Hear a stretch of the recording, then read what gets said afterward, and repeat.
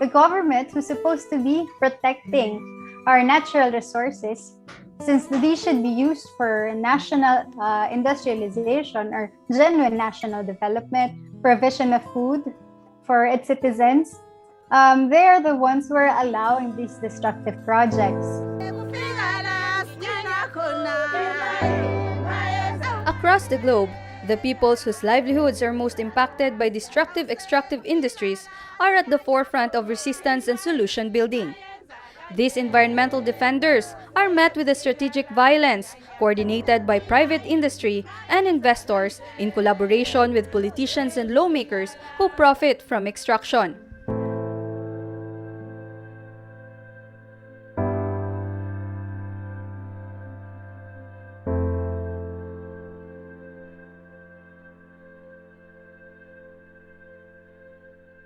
New Tide Media spoke to environmental advocates to gain insight on how this iniquity is created and perpetuated.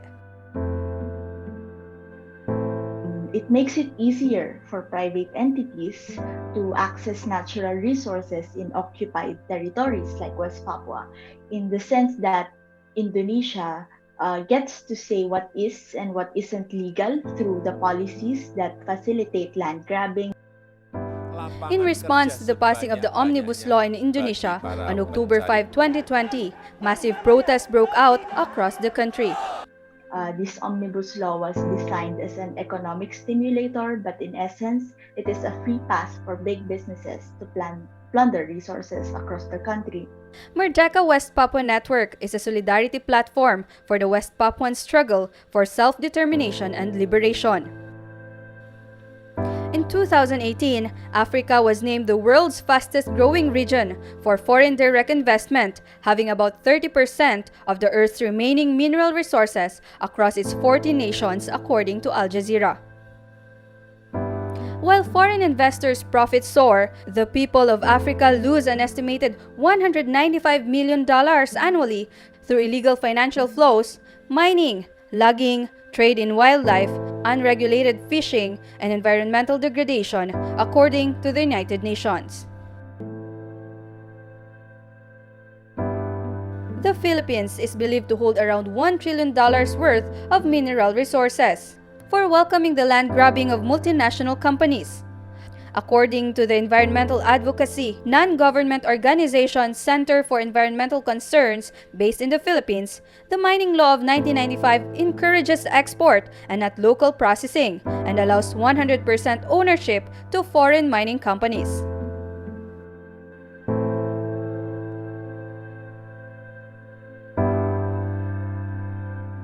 According to the United Nations Environment Program, or UNEP, over 70% of people living in sub-Saharan Africa depend on forests and woodlands for their livelihoods.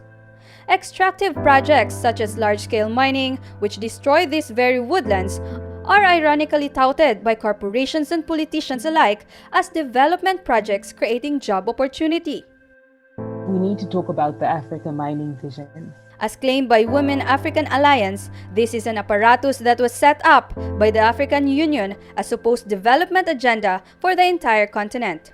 Women African Alliance is a pan-African ecofeminist alliance across 13 countries, defending women's secure access to resources for life and livelihood. As stated by these communities, extractive companies encroaching on their lands had promised development, whether in the form of jobs, roads, schools, hospitals, and electricity. These were not provided. People across the Philippines have expressed rage since President Duterte recently passed Executive Order 130 lifting a ban on new mining agreements which had been in place for 9 years previous as a plan to stimulate countryside development and increase employment opportunities in remote rural areas. Most of the people there would rather have their traditional livelihood than have involvement in the mining operations.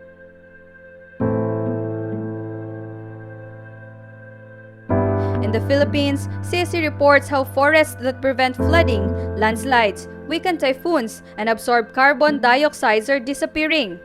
In West Papua, Merdeka points out how mining and plantation projects are poisoning food, water, and atmosphere. Across Africa, Women African Alliance claims mining companies are diverting communal waters just to wash their gold and coal and then polluting them.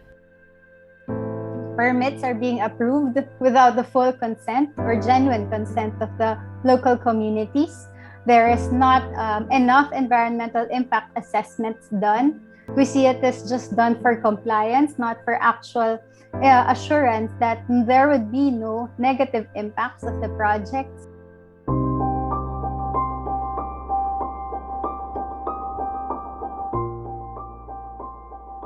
They are being harassed. They're actually literally being bombed or displaced from their communities. So it's violence from state forces. Many of these areas are highly militarized and highly securitized by paramilitary that has been hired by the mining company, or it could be state forces, police.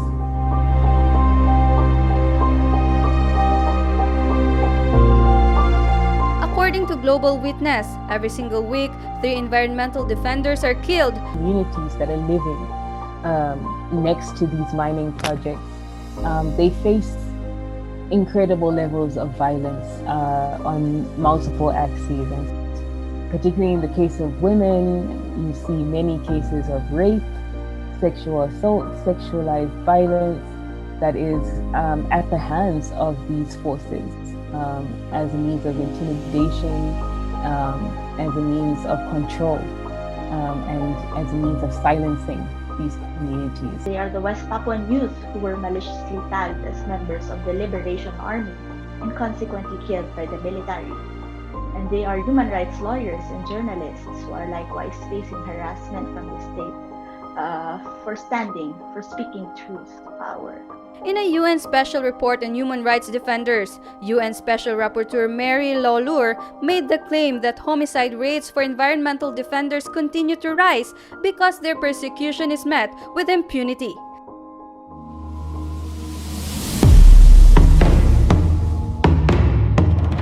So at the minimum, that is the full respect and implementation of the right to free, prior, and informed consent, which is their right to decide their own path towards sustainable development. The Indonesian government enacted the Special Autonomy Law in 2001, which was written by West Papuans themselves as a move towards self-determination. According to Merdeka, in the 20 years of the law's implementation, the government has failed to let West Papuans manage their own lands and resources. Communities themselves are saying no. They are explicitly in many of the areas where we work, whether it's fishing communities in Senegal who are saying no to a coal project that's trying to encroach into their area, whether it's women impacted by the Inga Dam in the DRC, they're all saying no. At the end of March 2021, 81 indigenous leaders and environmental defenders from the Amazon, West Africa, and Southeast Asia signed an open letter to BlackRock, the world's largest asset management firm, for its continued large-scale investments in fossil fuel and deforestation-linked companies. The letter accuses BlackRock of contributing to a culture of impunity through its failing to hold companies accountable for deforestation and land rights violations. So we are forwarding what we call the Environment Defense Bill that would encourage more protection for environmental defenders, give them access to justice if ever there are violations, and gives more resources for them. For example, provide them sanctuary, provide them with legal aid in case they need it.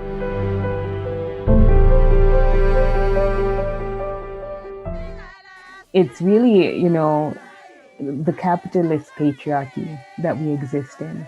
The most marginalized communities are insisting that the only way to put an end to this collusion between government and corporation at the expense of the environment is a people's united fight for a new socio-economic system entirely.